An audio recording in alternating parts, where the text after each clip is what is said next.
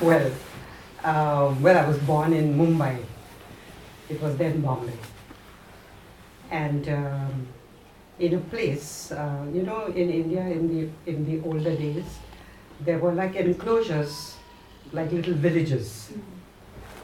In fact, Bombay was all village before.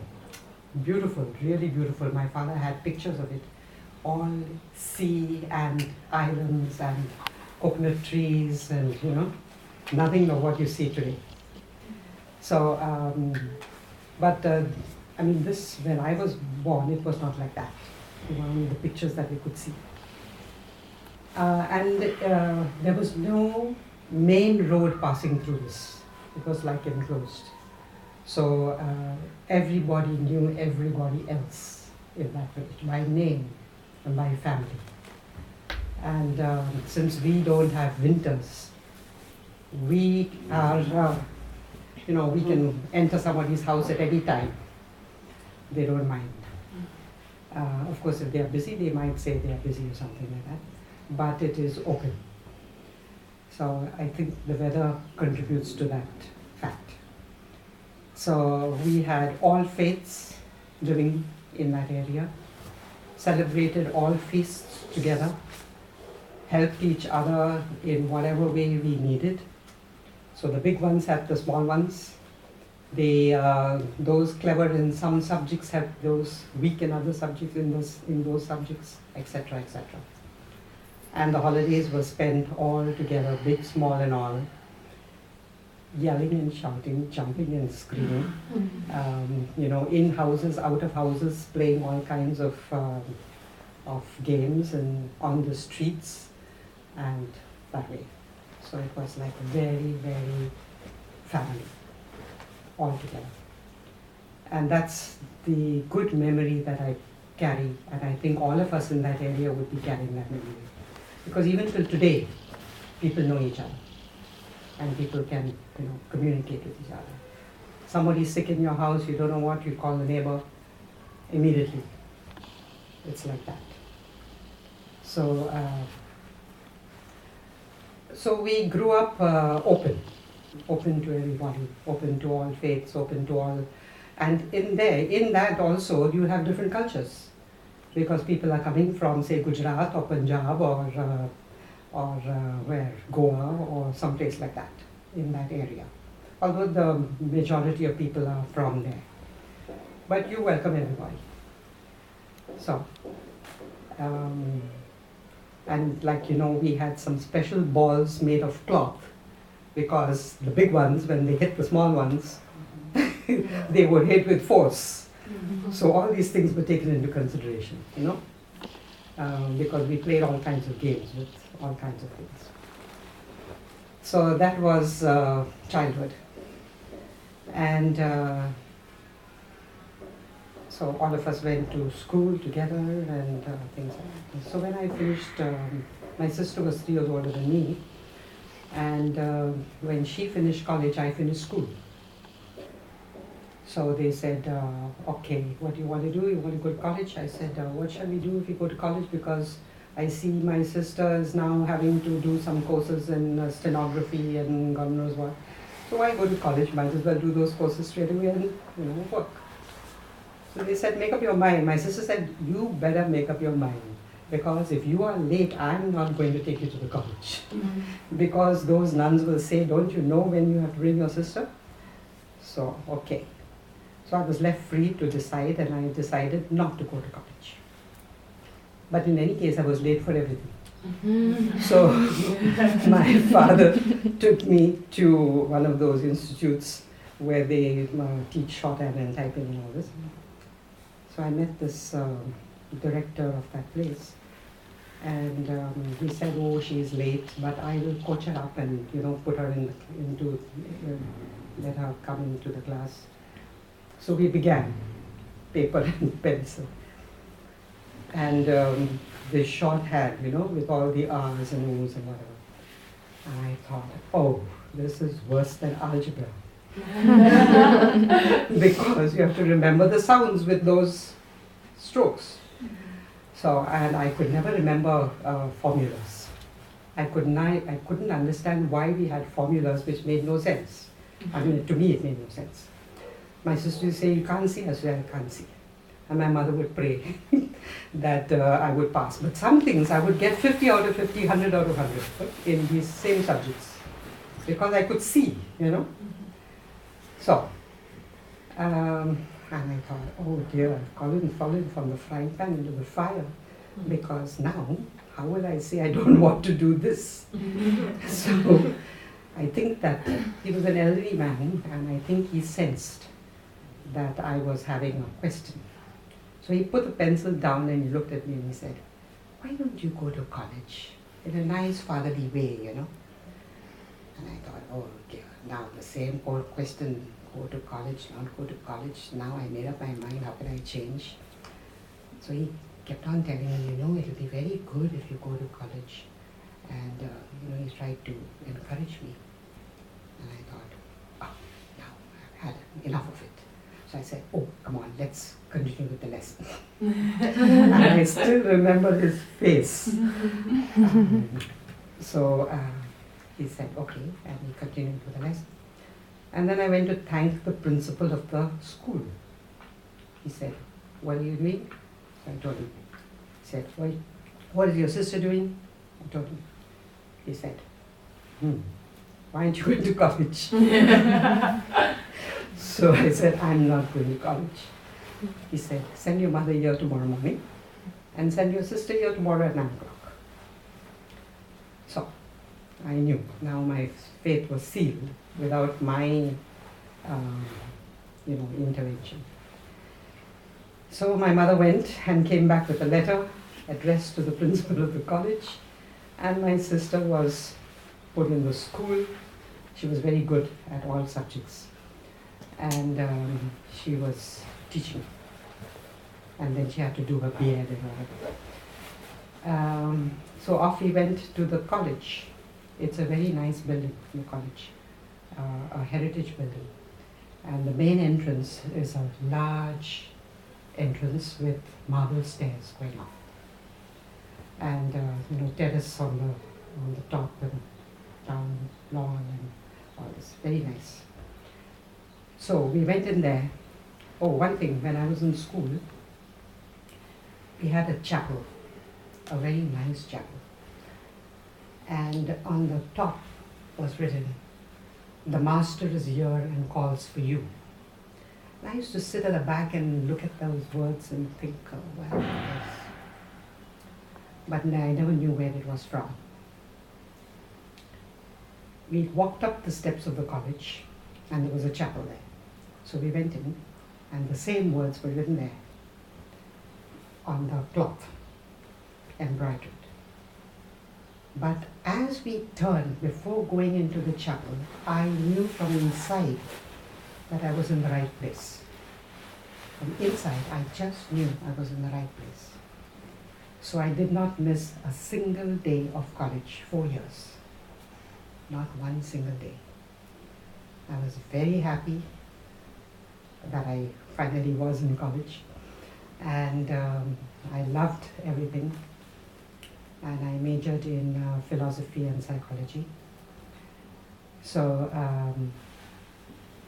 then in the meantime, I had time to think about life during those 4 years. And I saw that these sisters were very dedicated people, both to education and to each single individual. Because in the college, every single student had a mentor. Every single. One of the staff would be the mentor for that student. And she could go, it was a girls' college, a women's college. She could go to that person with any question, any problem, anything to do with studies or anything. So everyone was kind of, was important. So I was very happy with all of this. And I thought, well, I think I must dedicate myself to this kind of openness and this kind of interest in each single person. So I joined that society. And we have what they call a novitiate for 2 years. And we did many things when we were in college. And they were very interested in the culture. We had a beautiful college crest which was based on the Upanishads. The Upanishads is a sacred book of the Hindus. And it was the upside down tree, the Urdhva Mula. The roots are up, drawing their sap and source from the divine, and the flowers and fruits and leaves and whatever is for everybody. So, and that was the background was a lotus and pearls. The lotus stands for purity, and the pearls also for purity and richness of wisdom. So it was a beautifully executed piece of sandstone, beige with rust for all the artists. So I enjoyed life in those novitiate days, but I was missing something. I was missing the interaction that we had when we were in college. So when the two sisters professors came to visit us there, they asked me, one of them asked me, how do you like this? So I said, oh yes, all very nice, but you know, this interaction is missing. So she said, what do you think we should do? I said, I think we should make that one the provincial and this one the novice mistress. And that's exactly what happened. She went and told the provincial that, the then provincial, and within a year it was all changed. And we were brought from Bangalore to Bombay, and we had class at 6 o'clock in the morning on Shaivism, Vaishnavism, Bhakti, Indian philosophy, Indian culture, and 6 o'clock in the morning. Wow. From a person who was an Indologist and who couldn't give any other time but 6 o'clock in the morning. So we had these classes. And our second novice mistress was the one who I told what should be done. She was also a musician. That's the one up there. Her name is Vandana. So she was also a musician. So she was, composing and teaching us all these things, bhajans and things like that. She learned under some very good masters. And and she always wanted me to enter into this kind of a life. But after I was teaching travel and tourism for some time, and it took me all over India, and I had to take my students, So I saw differences all over India. And I began to reflect on all this and think of how, we are united, and to what depth are we truly one, and all these questions. By that time, she was already in the ashram. She was made provincial, but she resigned. She asked to be relieved, and she started an ashram in Pune. And she was always kind of telling me, your place is in the ashram. But then I was sent to do theology in Delhi, which is north, down there, south, north. North and south is very different. So I saw even more of India, and I realized the spiritual depths was something that we could further enter into. And but at the same time, the world was talking about liberation theology. Liberation. How do we liberate people from oppression and from all these kinds of things that keep them less human? So I was bitten by that bug. And when I finished my theology, they asked me, what would you like to do? I said, if you ask me, I would like to go to the village, where? In Bihar. So they said, okay, we'll see. Then they sent me to look, and it was, really poverty-stricken, many of those villages. So they asked me, where would you like to go? I said, well, if you send a community, the community has to decide, because I can't decide alone. I might choose one, but then they may not be comfortable. So we had 3 people, and we went and we looked around again and chose one place. So I was there for 7 years, and understood even more what keeps people tied up, what keeps people unable to fend for themselves. But at the same time, what is burning in the hearts of everybody, whether rich or poor, is that yearning for a kind of oneness which is beyond what we know in the human situation. And then I was beginning to also reflect on what Vandana Mataji was always saying to me. What really is the thing that people need? Is it only economic development? Is it only, feeling that you have enough to feed your family and to look after them and, find a kind of upward mobility? Or is there something else? So, but then I was made provincial. So, 6 years, I saw even more. And by then I was convinced that it is that spiritual dimension that has to change oneself in order to communicate change to anybody else. In fact, I think Gandhiji said, no? Be the change you want to see. So that applies to all spheres of life. Be the change. So if you really want to liberate people, then you have to find out how you are not tying them up, how you are not oppressing them. You, myself, not this one and that one, or the system. Yeah, that is also there, but first it's here. So, and then if you notice, all the, I don't want to say great, but all those people who made a difference to the lives of people on earth are those who first looked at how they themselves lived and what their values were and what their options were in life. And it's those people who are remembered. It's not just the economists and the politicians and things. It is those people who touch the hearts and lives of people.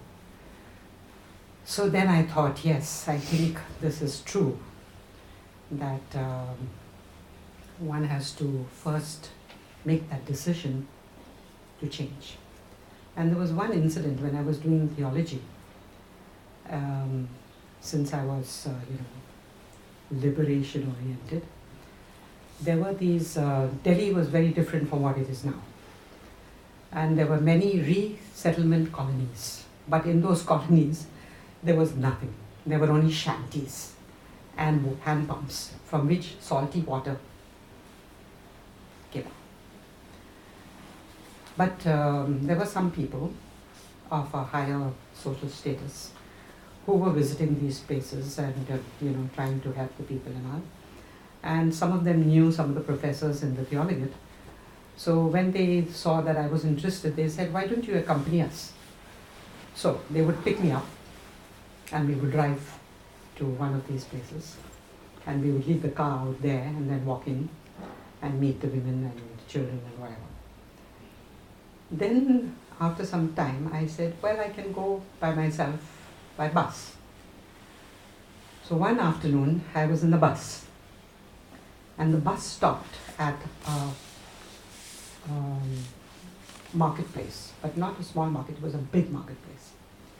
And when it stopped, in came a host of people, babies, snoring, and dirty and baskets, and they just flung themselves on the seats, and I was so irritated inside. And when the bus began to move, I suddenly realized that I was going to the same place where these people lived. And I felt like a hypocrite. And inside of me there was a kind of a physical change. And from that day, I don't see dirt. Not that I don't see, but I don't feel. I know it's dirty, I know it's whatever it is, but I wouldn't close my nose just for the sake of it, or stand on my toes and things like that. Because there are people living in that situation.